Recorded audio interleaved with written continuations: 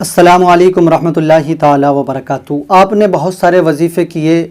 آپ نے اپنی جائز مرادوں کے لیے، جائز کاموں کے لیے بہت سارے وظیفوں کو کیا، مگر آپ کو کہیں سے کوئی بینیفٹ، کوئی فائدہ بھی حاصل نہیں ہوا۔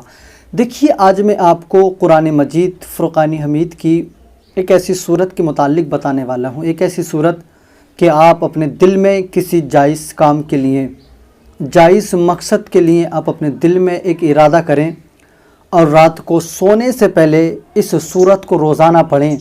انشاءاللہ تعالی آپ کا ہر جائز کام ہوتا ہوا نظر آئے گا، آپ کا ہر جائز کام سنبھرتا ہوا نظر آئے گا، مگر شرط یہ ہے کہ آپ کا جو مقصد ہو وہ جائز ہو۔ ناجائز کام کے لیے آپ بالکل بھی اس کو استعمال نہ کریں، اور آپ اگر استعمال کریں گے تو آپ کو اس کا کوئی بھی فائدہ حاصل بھی نہیں ہوگا، کیونکہ یہ قرآن مجید فرقان حمید ہے، یہ دنیا میں انسانوں کی رہنمائی کے لیے آیا ہے، یہ انسانوں کو فیض دینے کے لیے، یا انسانوں کو مشکل کے راستے سے نکال کر اچھے راستے پہ لانے کے لیے،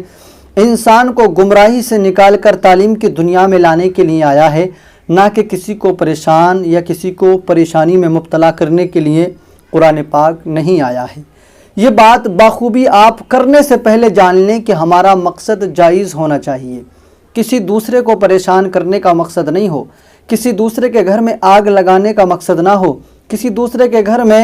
لڑائی جھگڑے کرانے کا مقصد نہ ہو۔ ہمارا جو بھی مقصد ہو وہ جس کے لیے بھی ہو جائز مقصد ہو، وہ چاہے اپنے لیے ہو یا کسی اپنے کے لیے ہو یا کسی کے بھی لیے آپ کر رہے ہو، شرط یہ ہے کہ وہ کام صحیح ہونا چاہیے۔ غرض یہ کہ آپ مثلاً آپ نے کسی کے لیے ارادہ کیا ہے کہ اس کے پاس اولاد نہیں ہے، یا آپ کے خود کے پاس نہیں ہے، اور آپ اس کو کریں بہتر رہے گا۔ آپ چاہتے ہیں کہ کسی کے گھر یا میرے گھر خود لڑائی جھگڑے بہت زیادہ ہوتے ہیں، اور میں اس کو پڑھوں گا، میرے گھر کی لڑائی جھگڑے اس سے ختم ہوں گے، بہتر رہے گا۔ آپ چاہتے ہیں کہ ہمارے گھر میں برکت ہو، کماتے ہیں، کمائی نظر نہیں آتی، برکت کے لیے آپ کر رہے ہیں، بالکل بہتر رہے گا، آپ کریے، مگر کرنے سے پہلے آپ یہ خیال کر لیں کہ اس کو کریں صرف جائز مقصد کے لیے۔ ناجائز کام کے لیے اگر کریں گے، آپ کے پڑھنے کا کوئی فائدہ نہیں ہوگا، آپ کو نہ ثواب ملے گا، نہ آپ کو اس سے کوئی فائدہ ملے گا۔ اس لیے نیت اچھی ہونی چاہیے، عمل کو جو مدار ہوا کرتا ہے وہ نیت پر ہوا کرتا ہے۔ آپ کی نیت اگر اچھی ہے تو آپ کے سارے کام آسان ہوتے نظر آئیں گے۔ آئیے وہ صورت کیا ہے؟ وہ صورت ہے سورہ مزمل۔ صرف 2 رکوع پر مشتمل سورہ مزمل کی بہت بڑی فضیلتیں ہیں۔ سورہ مزمل بہت بڑی فضیلت ہے، جس کے بارے میں آتا ہے کہ انسان رات کو سونے سے پہلے اپنے دل میں کوئی جائز مقصد سوچ لے کہ میں یہ کام جائز کام کے لیے کر رہا ہوں، اول آخر میں درود پاک پڑھے، اور اس کے بعد میں روزانہ 1 مرتبہ سورہ مزمل پڑھے۔ ادھر سوچو گے، ادھر سورہ مزمل پڑھو گے، اور باقی تمہارا کام اللہ تبارک و تعالیٰ پائے تکمیل تک پہنچا دے گا۔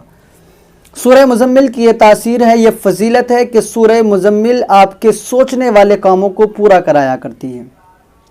کیونکہ سورہ مزمل کوئی کہیں الگ سے نہیں ہے، سورہ مزمل قرآن ہی کے اندر ہے، سورہ مزمل قرآن ہی میں موجود ہے، اور قرآن وہ ہے کہ جس کے صدقے سے آپ اپنے رب سے دعائیں کریں، جس کو پڑھ کر اپنے رب سے دعائیں کریں تو پروردگار آپ کی دعاؤں کو جلد قبول کر لیا کرتا ہے۔ تو آپ وہ جان لیں اس چیز کو کہ آپ جائز کام کے لیے روزانہ سونے سے پہلے سورہ مزمل پڑھیں، اور جس جائز کام کے لیے پڑھ لیں وہ بھی آپ کے دل میں رہنا چاہیے۔ باقی ایک بات اور اس کے ساتھ ساتھ سن لیں کہ آپ سمجھتے ہیں کہ ہم نے دعائیں بہت کی، ہم نے بہت سارے وظیفے کیے، بہت قرآنی صورتیں پڑھی، مگر اللہ نے ہماری سنی ہی نہیں، اللہ نے ہماری سنی ہی نہیں، اس کا مطلب یہ غلط ہے۔ تو دیکھیں، یہ غلط نہیں ہے، پروردگار سب کی سنتا ہے، ہر ارادے کو جانتا ہے، ہر کام کو۔ آپ آنے والی بات کو نہیں جانتے، میرا رب آنے والے وقت میں بھی جانتا ہے تمہارے ساتھ کیا اچھا اور کیا برا ہونے والا ہے۔ تو دیکھیں، پروردگار آپ کو نہیں دے رہا ہے تو ہو سکتا ہے اس کی آپ کی دعا نہ قبول کرنے میں، آپ کو کوئی چیز نہ دینے میں، ہو سکتا ہے اس میں آپ ہی کی بھلائی ہو، آپ ہی کی بھلائی کے لیے رب کعبہ آپ کی دعا کو قبول نہ کر رہا ہو۔ اگر آپ کی کسی وجہ سے کوئی دعا قبول نہیں ہو رہی ہے تو اس کا مطلب یہ نہیں کہ قرآن پاک کی صورت جھوٹی ہے، قرآن پاک پر عمل کرنا بیکار ہے، بلکہ نہیں،